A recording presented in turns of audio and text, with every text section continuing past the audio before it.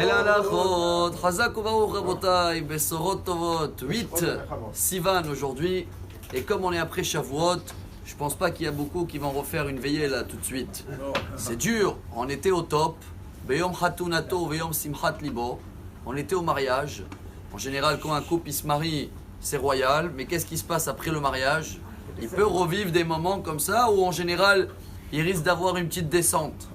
Alors aujourd'hui, on va essayer de comprendre, pas qu'il risque d'avoir. Il y a une descente, mais il y a une montée. Vous savez comment on dit gagner la victoire? Comment c'est? V, on fait comme ça, non? Pourquoi V? Il n'y a pas de victoire s'il n'y a pas une descente pour remonter après. Pour comprendre ça très bien, c'est une des raisons pourquoi on a lu tous ensemble à Shavuot la Megillah de Ruth. Vous avez remarqué que la Megillah de Ruth commence, première phrase, Vayhi bime shefot hashoftim. C'était à l'époque de juger les juges. Quelle époque? Après de rentrer en Israël, on était au top. On a reçu la Torah dans le désert, on avait la manne, Parnassa, pas de problème de santé, la richesse de tout ce qu'on a récupéré d'Égypte. Il y avait beaucoup d'aide entre nous. Et dès qu'on est rentré en Israël avec Yehoshua, en français Jésué, quelque chose comme ça, Josué.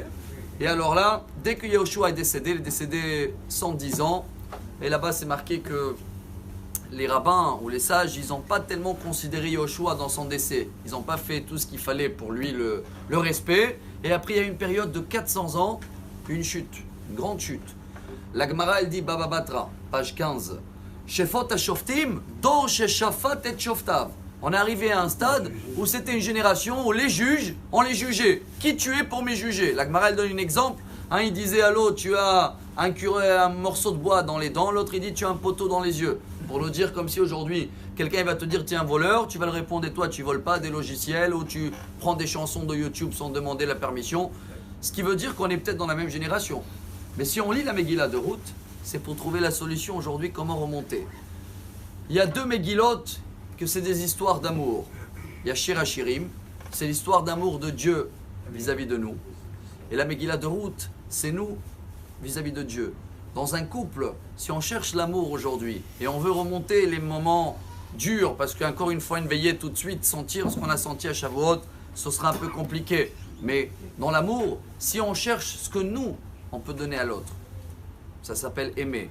Quand on cherche ce que l'autre il peut me donner, on risque de juger.